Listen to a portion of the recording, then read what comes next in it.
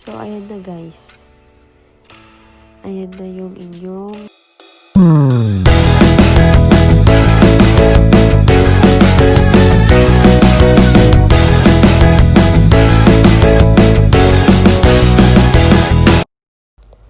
Hello guys, welcome back again to my channel. So ngayon naman guys, ang ituro ko sa inyo ay kung paano mag-book sa Philippine Airline ng ticket kahit wala kayong credit card, and then pwede nyung bayaran sa mga bayad center gaya ng 7-Eleven, Robinson, and then SM. So una natin gagawin guys, punta tayo sa homepage ng Philippine Airline. Ayan. Ang isasample natin guys ay domestic flight. Ayan, Manila. And then, papuntang Tagbilaran, Bohol. Ayan, sa Panglao, Bohol. And then, date natin ay January 22. Ayan.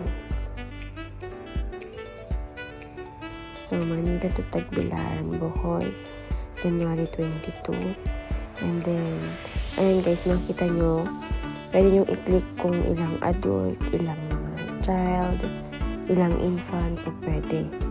Click nyo lang yun guys, and then mag-add lang kayo.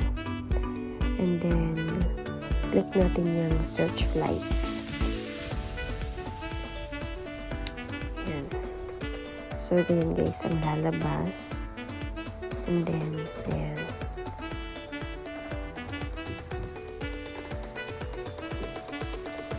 Then, makita nyo guys yung details.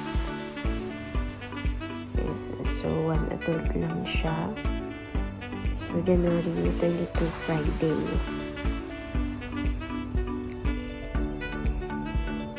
Ayan.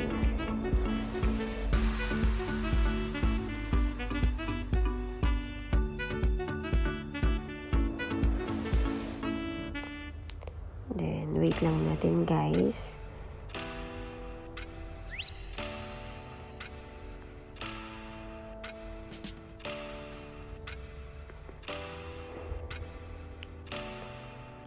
Ayan. So, sa baba niyan guys, ayan, makikita ninyo yung price ng ticket at yung details ng ticket. So, sa Manila, puntang Bohol. So, alis kayo sa Manila ng 9:10 AM and then makarating sa Bohol ng 10:30 AM. So, ang pinaka lowest price guys ay yung 784. Yan yung may kasamang hand carry. 7 kilos hand carry. So, kiklik lang natin yan guys. Ayan.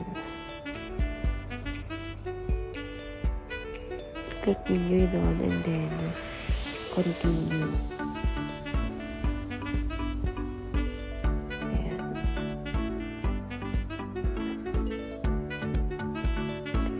So, total price ay 784 pesos. 784 pesos siya. Bali, ang duration ng time ng flight ay 1 hour and then 20 minutes. Bali, direct flight siya guys from Manila puntang Bohol. Ayan. So, ang kiklik natin guys ay yung 784 pesos. May mga ibang prices pa siya, pero mas mahal na siya guys. And then, may mga kasama ng mga luggage yan, mga pagkain. So, ang kiklik lang natin guys ay yung pinakamura, which is 784 pesos. Ayan. So, pagka-click natin guys ng 784 pesos, click natin yung continue. Ayan. So, na-click na natin yung details.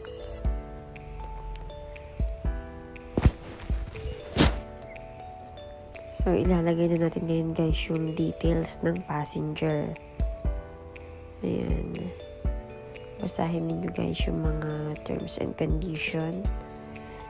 And then, ayan, sample natin. So, Mr. Type natin yung name. So, halimbawa, Susan, and then, Ulo. Okay, and then, date of birth, March 1, sample natin. March 1, 1988.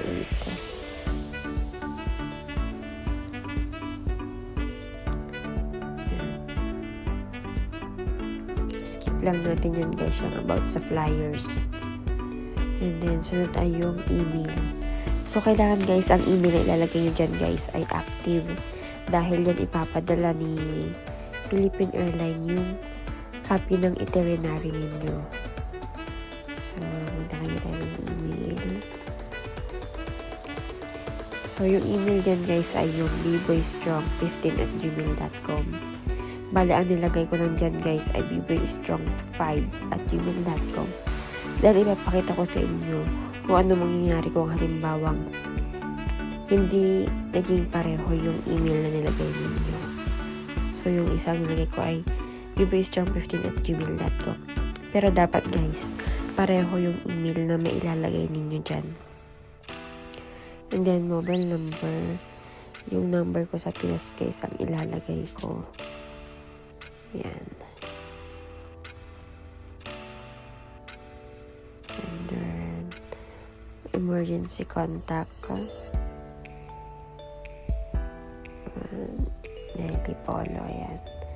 And then, number. Yun na lang din guys yung nilagay ko. Pareho ng number sa taas.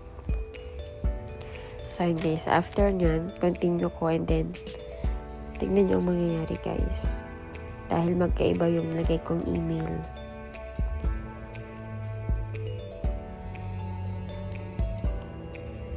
Yan. So, ayan yung mga details na nilagay ko. I-check niyo guys kung tama. Yung pangalan, yung birthday, and then yung date and destination na pupuntahan. I-check niyo kung tama.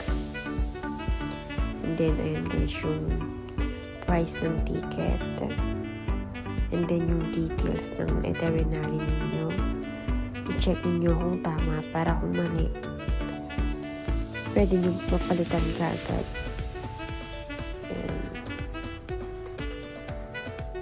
Ayan, Manila to Panglao, Buhay. And then, ayan yung hand carry ninyo. May 7 kilos.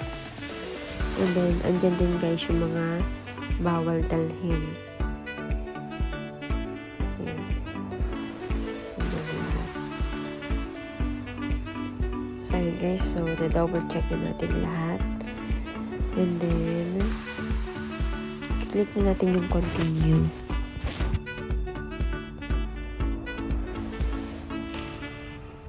So, ayan guys. Gaya na sinabi ko sa inyo kanina. Ayan. Kung mali yung nilagay yung parehong email, magko-color red siya. So, i-double check ninyo kung alin yung mali. So, yung sa una, tatama ko na siya. So, bboystrong15@gmail.com. Ayan. So, ganun guys. Pagka may mali kayong nailagay about sa information ninyo, magko-color red siya. So, i-double check ninyo kung alin yung mali. Ayan. So, okay na yan guys. Click na natin yung continue. Ayan.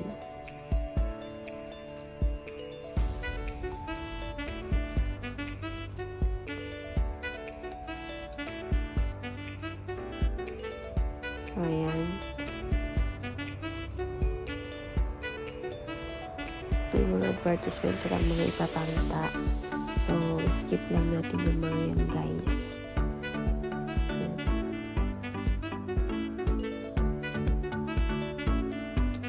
₱784. Then, continue.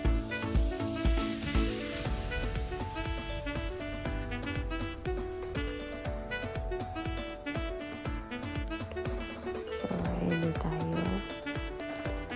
i-review natin yung ating booking. So dito guys, makita niyo yung PAL Travel Insurance. May bayad yun guys, 383. So it's up to you kung gusto niyo kumuha ng insurance or hindi. So kung ayaw niyo guys, i-click lang niyo yung nasa baba yung I don't want to add travel insurance for all passengers para mawala yung charge na 383 pesos. Yan. So, nasa payment na tayo guys. So, gaya ng sabi natin kanina, pwede kayo mag-book kahit wala kayong credit card. So, ang pipiliin natin guys ay cash via payment center. So, ang kiklik natin guys ay yung cash via payment center. Ayan.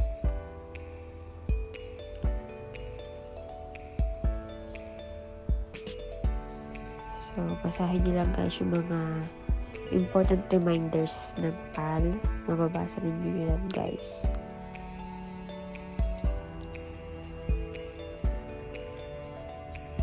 Ayan, important.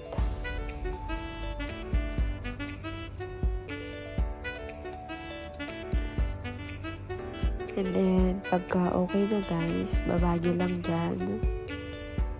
Ayan.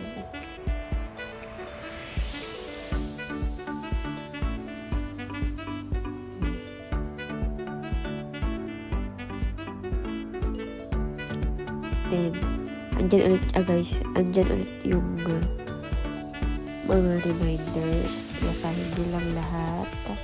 At yung mga bawal. Ayan, and then yung mga terms and condition.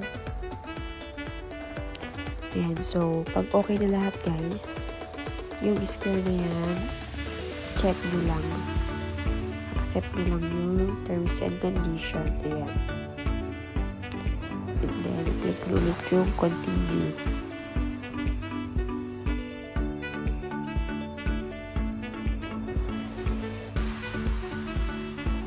Loading na.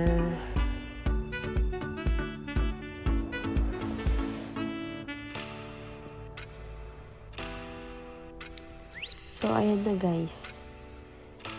Ayan na yung inyong on hold na ticket. So, ayan guys, makikita niyo yung reference number, total amount, tsaka status. So, dyan sa status guys, makikita nyo naka-pending siya. So, once na naibayaran nyo na yan sa payment center, magiging confirm yan. Yan, eternal receipt will be sent to your email within 24 hours after your payment has been processed. So, ayan ulit guys yung mga important reminders. Basahin nyo lang yan guys. And then, dyan makikita nyo saan nyo pwedeng bayaran. So, partners that accept cash payments for domestic booking in peso currency, 7-Eleven, Bayad Center, Cebuana, EasyPay, Emily Villier, One Network, Robinson, at saka SM. Yan. May mga parang international din pagka USD currency ang gamit. Yung PNB, AUB, tsaka BDO, and then Union Bank. So, yan guys, pa pwedeng magbayad. So, ganun lang kadali guys. Kung gusto niyo mag-book sa PAL and then pay nyo later. Advantage to guys, pagka halimbawa yung seats na available ay nasa 2 seats na lang or 3 seats.